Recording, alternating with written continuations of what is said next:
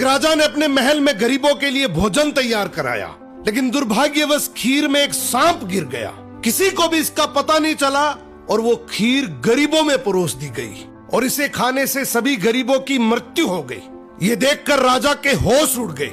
उसे लगा कि उस पर गरीबों की हत्या का पाप लग गया।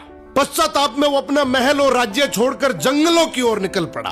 उसने सोचा कि शायद तपस्या से उसे इस पाप से मुक्ति मिल सके। चलते चलते वो एक गांव में पहुंचा। गांव के चौपाल में बैठकर उसने पूछा कि क्या इस गांव में कोई ऐसा परिवार है जो सादा जीवन और भक्ति में विश्वास रखता हो।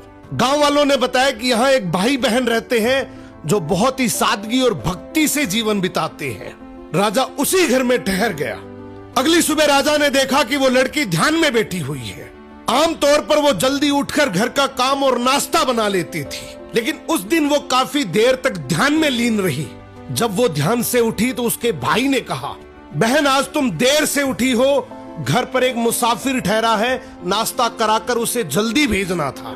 लड़की ने शांति से कहा, भैया ऊपर धर्मराज के दरबार में एक बहुत उलझा हुआ मामला चल रहा था, उसी पर ध्यान लगा था, इसलिए देर हो गई। भाई ने पूछा, कैसा मामला? लड़की बोली, एक राजा ने गरीबों के लिए भोजन बनवाया था, लेकिन दुर्भाग्यवश खीर में सांप गिर गया और वही खीर खाने से सभी गरीबों की मृत्यु हो गई। अब धर्मराज ये तय नहीं कर पा रहे हैं कि इस पाप का दोष राजा को लगे या उस सांप को या फिर उस नौकर को जिसने बिना जांचे खीर परोस दी थी। राजा ने प्रार्थना की, क्या मैं एक रात और यहाँ रुक सकता हूँ? भाई बहन ने अनुमति दे दी।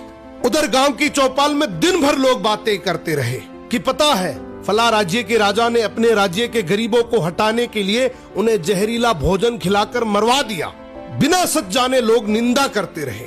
अगली सुबह लड़की फिर ध्यान में बैठी। ध्यान पूरा होते ही वो अपने काम में लग गई। राजा ने उससे पूछा, बेटी अब बताओ गरीबों की मृत्यु का पाप आखिर किसे लगा? लड़की ने शांत स्वर में कहा,